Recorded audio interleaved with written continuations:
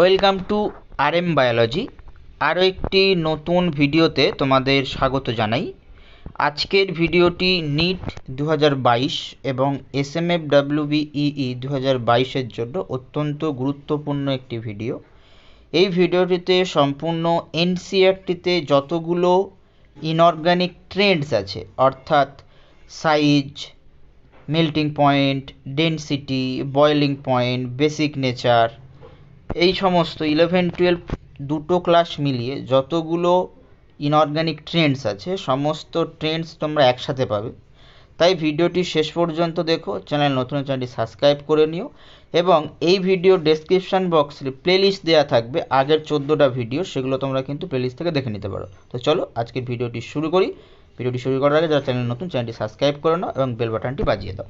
সবথেকে প্রথমে আমরা প্রথম ট্রেন্ডটি যদি দেখে নিই, atomic size of alkali metals. সেটা দেখো কি আছে, এলআই আছে, এনএ আছে, কে আছে, আরবি আছে, সিএস আছে। এগুলোকে আমরা কী হিসাবে জানি? অ্যালকালি মেটাল হিসাবে জানি। তো এর ট্রেন্ডটা কি হয়? LI less than NA, NA less than K, K less than RB, RB less than CS. এরপরে আসি melting point of alkali metals. এটা কি হয়? পুরো জিনিসটা উল্টে যাবে। তখন এলআই গ্রেটার দেন এনএ হবে, এনএ গ্রেটার দেন কে হবে, কে গ্রেটার দেন আরবি হবে, আরবি গ্রেটার দেন সিএস হবে। তারপরে ডেনসিটি অফ অ্যালকালি মেটালস, এক্ষেত্রে কি হবে? LI less than K, K less than NA, NA less than RB, RB less than CS. তারপরে আছে boiling point of alkali metals. Boiling point of alkali metals কেমন হবে? LI সব থেকে বেশি হবে, তারপর থাকবে এনএ, তারপর থাকবে কে, তারপর থাকবে আরবি, তারপর থাকবে সিএস। তারপরে basic nature of alkali metal hydroxide. এরপর যদি আমরা অ্যালকালি মেটালের হাইড্রক্সাইড, এই যে পার্টটা basic nature of alkali metal hydroxide, particular এই ট্রেনটা নিটের জন্য কিন্তু অত্যন্ত গুরুত্বপূর্ণ। নিট 22-এর জন্য অত্যন্ত গুরুত্বপূর্ণ একটা পার্ট। তোমরা এখানে দেখে নাও যে সেটা কি হচ্ছে, এলআইওএইচ এর থেকে এনএওএইচ এ কম, তারপরে কেওএইচ এ কম, আরবিওএইচ এ কম, সিএসওএইচ এ কিন্তু কম। তো এইভাবে আসে এলআইওএইচ, এনএওএইচ, কেওএইচ, আরবিওএইচ, সিএসওএইচ। তারপরে সলিবিলিটি অফ অ্যালকালি হাইড্রক্সাইড, আরেকটি গুরুত্বপূর্ণ ট্রেন্ড সলিবিলিটি। ওই হাইড্রক্সাইডের সলিবিলিটি কেমন হয়? হাইড্রক্সাইডের সলিবিলিটি দেখে নাও, প্রায় সেম ট্রেন্ড ফলো করে। কেমন থাকছে? এলআইওএইচ, সেখানে তারপরে এনএওএইচ, তারপরে কেওএইচ, তারপরে আরবিওএইচ, তারপরে সিএসওএইচ। আমি সিম্বলগুলো আর বলছি না, তোমরা অবশ্যই সিম্বলগুলো দেখতে পাচ্ছ। তো আমি এইভাবে বলে যাচ্ছি। থার্মাল স্টেবিলিটি দেখো, thermal stability of alkali metal hydroxide. Hydroxide থেকে কিন্তু অনেকগুলো ট্রেন্ড হয়, সেই ট্রেন্ডগুলো আমরা দেখছি। এলআইওএইচ সেটা less than NAOH, less than KOH, less than RBOH, less than CSOH. তারপরে আছে হাইড্রেশন এনার্জি। এই হাইড্রেশন এনার্জিটা এবছরের জন্য ইম্পর্টেন্ট একটা পার্ট। হাইড্রেশন এনার্জি দেখো, LI, NA, K, RB, CS. LI greater than NA, NA greater than K, K greater than RB, RB greater than CS. তো এই একটা পার্ট। তারপরে আছে ionization energy of alkali metal. সেটা তোমরা প্রত্যেকে মোটামুটি জানো। আয়োনাইজেশন এনথ্যালপি মানে কত সহজে এনার্জি বা এনথ্যালপি কত সহজে একদম শেষ কক্ষের ইলেকট্রনটা ছাড়তে পারে। তো এই ট্রেন্ডটা আছে। এলআই সব থেকে বেশি, LI greater than NA, NA greater than K, K greater than RB, RB greater than CS. তারপরে stability of alkali metal hydrides. Stability জিজ্ঞেস করেছে, তখন হাইড্রক্সাইড দেখছিল, এবার আমরা হাইড্রাইড দেখবো। দেখো এলআইএইচ, এনএএইচ, কেএইচ, আরবিএইচ, সিএসএইচ। তো তোমরা এগুলো পজ করে করে লিখে নিতে পারো, খুব খুব ইম্পর্টেন্ট এবছরের জন্য ইনঅর্গানিক ট্রেন্ডগুলো। যে কোনো পরীক্ষা, যেটা তোমরা SMFW দিচ্ছ, নিট দিচ্ছ এবছর, বা রিসেন্টলি যে আইকার ফর্ম ফিল আপ শুরু হবে, অর্থাৎ এগ্রিকালচারের যে ফর্ম ফিল আপ হবে তার জন্যও গুরুত্বপূর্ণ। এছাড়া যারা 23-এ জেন পাস তাদের জন্য কিন্তু গুরুত্বপূর্ণ। তারপরে আসা দেখো stability of alkali metal halides. তারপরে আছে covalent character of alkali metal halides. তার কিছু কোভ্যালেন্ট ক্যারেক্টার দেওয়া আছে, LI I, LI BR, LI CL, LI F, সেটা একটা। তারপরে আছে LI CL, NACL, KCL, RBCL, CSCL. তারপরে দেখো melting point of alkali metal halides, তাহলে এমএফ হবে, এমএফ সব থেকে বেশি হবে, তারপরে এমসিএল হবে, তারপরে এমবিআর হবে, তারপর এমআই হবে। এক্ষেত্রে যে এমগুলো আছে এগুলো সব কিন্তু অ্যালকালি মেটালস।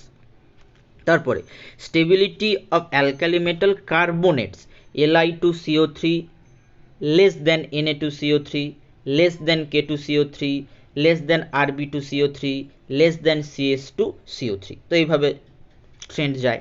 তারপরে 15 নম্বর এনসিইআরটির 15 নম্বর trend ionic character of alkali metal carbonates, দেখো তোমরা দেখতেই পাচ্ছ। তারপরে আছে reducing character in aqueous form, reducing ক্যারেক্টারটা Li greater than CS greater than Rb greater than K greater than Na। তো এইভাবে ট্রেন্ডটা হয়। তারপরে অ্যাটমিক সাইজটা দেখো, atomic size of alkaline earth metal, অর্থাৎ আমরা কোথায় চলে এলাম, এস গ্রুপের দ্বিতীয় পার্টে চলে এলাম। আমরা এস ব্লকটা পড়ছি, এস ব্লকের দ্বিতীয় পার্টে, অর্থাৎ অ্যালকালাইন আর্থ মেটালে চলে এলাম। সেখানে কি কি থাকে, BE থাকে, MG থাকে, CA থাকে, SR থাকে, BA থাকে, RA থাকে। তো এর অ্যাটমিক সাইজ তোমরা দেখে নাও। তারপরে এটার মেল্টিং পয়েন্টও দেখো, মেল্টিং পয়েন্টের ব্যাপারটা, মেল্টিং পয়েন্টেরও একটা ট্রেন্ড দেওয়া আছে, ইম্পর্টেন্ট পার্ট। তারপরে আসে density of alkaline earth metal, তারপরে boiling point of alkaline earth metal, তারপরে ঠিক অ্যালকালাইন মেটালের মতো হাইড্রাইটের স্টেবিলিটি, তারপরে হাইড্রেশন এনার্জি আছে দেখো, সব যেগুলো 2+ আয়ন হয়, যেহেতু এই পার্টটাতে দ্বিতীয় গ্রুপ, তাই এখানে 2+ অক্সিডেশন স্টেট খুব সহজেই দেখা যায়। তার হাইড্রেশন এনার্জিটা এখানে দেয়া আছে, আয়নাইজেশন এনার্জি দেয়া আছে, solubility of alkaline earth metal দেখো দেয়া আছে, thermal stability of alkaline earth metal hydroxide দেয়া আছে। তারপরে আছে basic strength of alkaline earth metal, দেখো কি দেয়া আছে, BeOH2, তারপরে সেটা হচ্ছে less than MgOH2, less than CaOH2, less than SrOH2, তারপরে BaOH2। এখানে যে স্ট্রনসিয়াম আছে, এই স্ট্রনসিয়ামের কিছু ক্যারেক্টার তোমরা করে রেখো, মাঝে মাঝে প্রশ্ন দিয়ে দেয়। Solubility of alkaline earth metal sulphate, এইটা ঠিক হাইড্রোক্সাইডের যেমন আমি ইম্পর্টেন্ট বলেছিলাম অ্যালকালাইন মেটালের জন্য, এটা কিন্তু অ্যালকালাইন আর্থ মেটালগুলোর জন্য এই পার্টটা পার্টিকুলার, এই যে 27 নম্বর ট্রেন্ডটা খুব ইম্পর্টেন্ট। তারপরে stability of alkaline earth metal sulphate, stability of alkaline earth metal carbonates, solubility of alkaline earth metal carbonates. তারপর দেখো atomic size of boron family, আস্তে আস্তে আমরা পি ব্লকে আসছি। Stability of +3 oxidation state in B family, অর্থাৎ boron family, stability of +1 oxidation state in B family. দেখো পরপর ট্রেন্ডগুলো কি সুন্দর দেওয়া রয়েছে, তোমরা পজ করে লিখে নিতে পারো। তারপরে মেটালিক নেচার আছে, তারপরে আয়নাইজেশন এনথালপি বা ionisation energy of B family আছে, তারপরে relative strength of Lewis acid in trihalides of B family, relative strength of backbonding in trihalides of boron, যে বোরনের পার্টটা আসছে, ইলেকট্রোনেগেটিভিটি অফ বোরন ফ্যামিলি। তারপরে বোরন হয়ে যাওয়ার পর আমরা কার্বন ফ্যামিলি দেখব।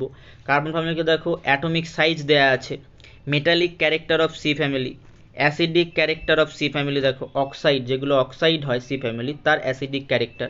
স্টেবিলিটি অফ +4, যেহেতু আমরা সি ফ্যামিলিতে +4 অক্সিডেশন স্টেট দেখতে পাই, এই পার্টিকুলার 43, এই 43 কিন্তু খুব important. Stability of +2 oxidation state in C family, thermal stability of tetrahalides, atomic size of N family দেয়া আছে, metallic character of N family দেয়া আছে, stability of +5 oxidation state in N family দেয়া আছে, stability of +3 oxidation state in N family দেয়া আছে, acidic strength of trioxide of N family দেয়া আছে।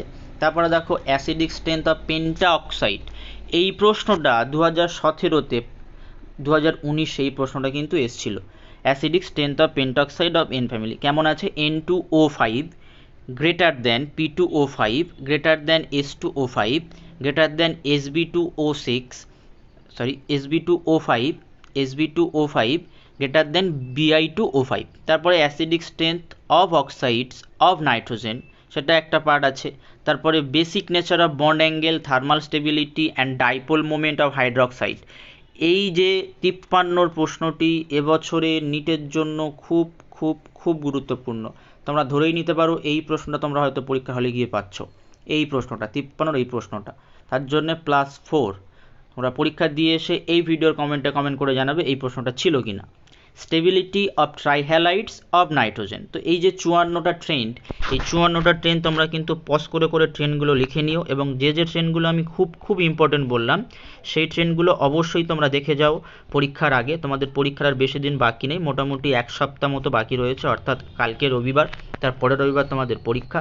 কাল থেকে তোমাদের অ্যাডমিট রিলিজ হলেও হতে পারে, এখনও নির্দিষ্টভাবে বলা যাচ্ছে না যে কালই অ্যাডমিট রিলিজ হবে কিনা। তো অ্যাডমিট রিলিজ হলে অবশ্যই এই চ্যানেলে তোমরা খবর পেয়ে যাবে, তার জন্য চ্যানেলটি সাবস্ক্রাইব করে রাখো এবং বেল বাটনটি বাজিয়ে রাখো। আজকের ভিডিওটি এই পর্যন্ত।